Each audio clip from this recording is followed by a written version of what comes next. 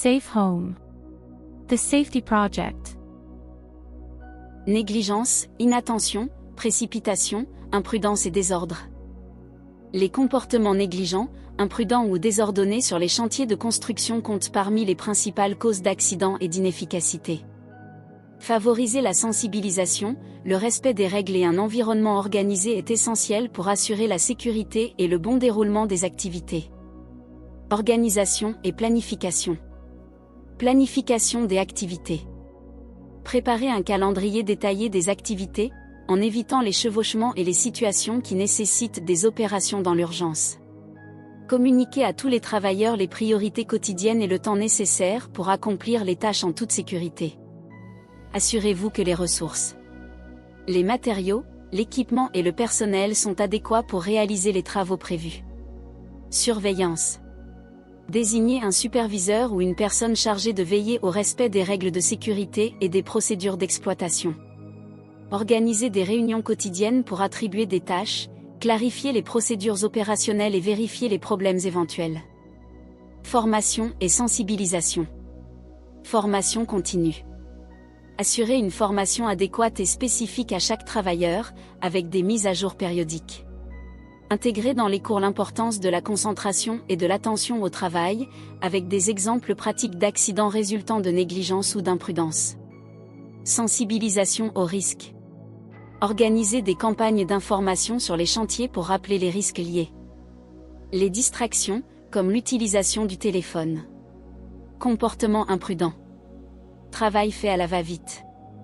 Utilisez des panneaux et des affiches à des endroits stratégiques du chantier pour attirer l'attention sur la sécurité. Gestion de l'encombrement.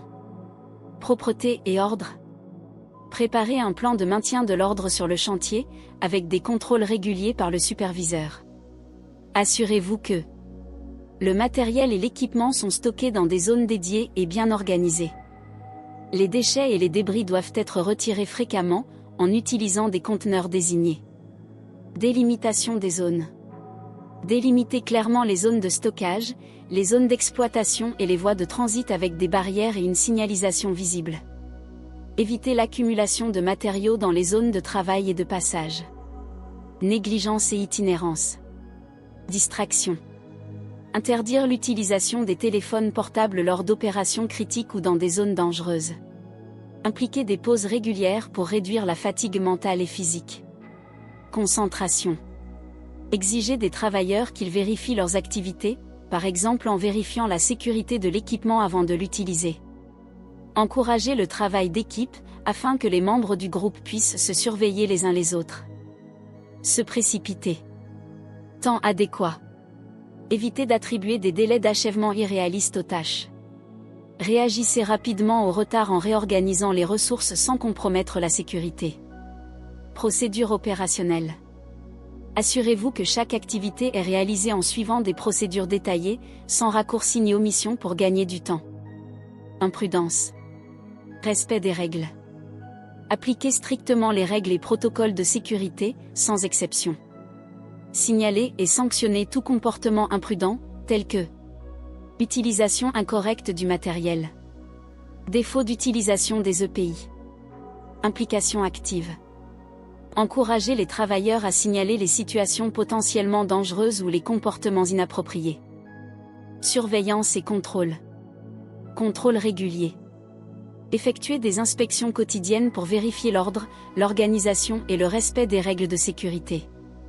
Vérifie les documents avec des rapports spécifiques et prend des mesures correctives si des problèmes surviennent. Indicateurs de performance. Surveillez les accidents, même ceux sans conséquences graves. Et analysez les causes pour améliorer les procédures. Communication. Canaux de communication.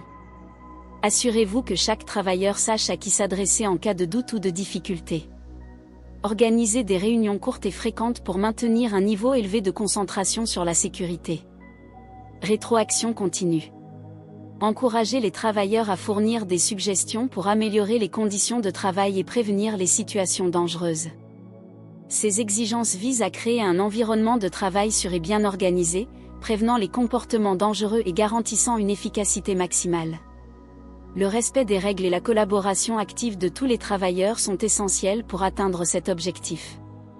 La sécurité n'est pas un document, c'est un engagement. Votre vie et celle de vos collègues sont notre objectif. Mais le tien aussi.